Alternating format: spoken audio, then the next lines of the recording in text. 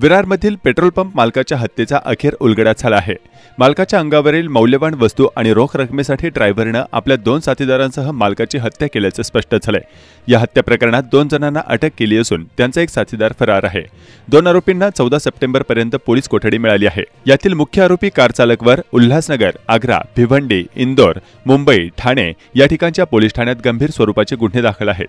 मुकेश गोवर्धनदास खूपचंदानी वय वर्ष 58, अनिल राजकुमार उर्फ नेपाळी मल्लाह उर्फ सहाणी उर्फ थापा वय वर्ष 32, रामलाल जैनक यादव अशी आरोपींची नावे असून यातील यादव हा आरोपी फरार आहे, तर मुकेश हा आरोपी मैताचा कार चालक होता। रामचंद्र गुरुमुखदास काकराणी वय वर्ष 75 असे हत्या झालेल्या पेट्रोल पंप चालकाचे नाव आहे।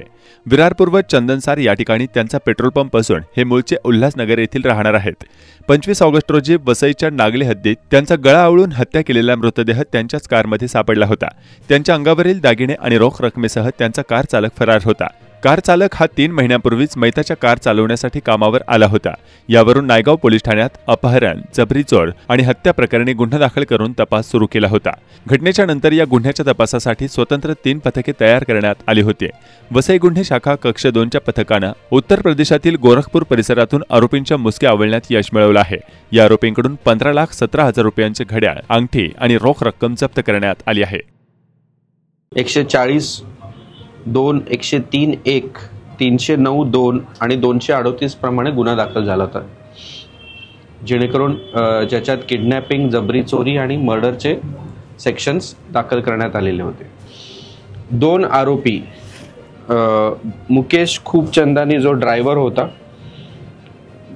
मैताच्या कारवरती जो ड्रायव्हर होता, वय वर्ष 58, राहणार उल्हासनगर, तसेच त्याच्यासोबतचा एक साथीदार अनिल राजकुमार उर्फ नेपाली मल्ला उर्फ थापा, जो मुंबईमध्ये इथं बोरिवलीमध्ये राहायचा आणि मूळचा जो आहे तो नेपाळचा आहे। अशा 2 लोकांना आपण गोरखपूर उत्तर प्रदेश येथून आपण त्यांना ताब्यात घेण्यात यश मिळवलेले आहे। 25 तारखेला मयत हे उल्हासनगरवरनं विरार येथे त्यांचा पेट्रोल पंप आहे, त्या पेट्रोल पंपवरती ते दर आठवड्याला चक्कर मारतात। तर त्या निमित्ताने ते तिथे आले होते आणि त्यांनी पेट्रोल पंपची कॅश घेतलेली होती आणि त्यानंतरनं मग ते परत उल्हासनगरला जाण्याकरिता निघाले।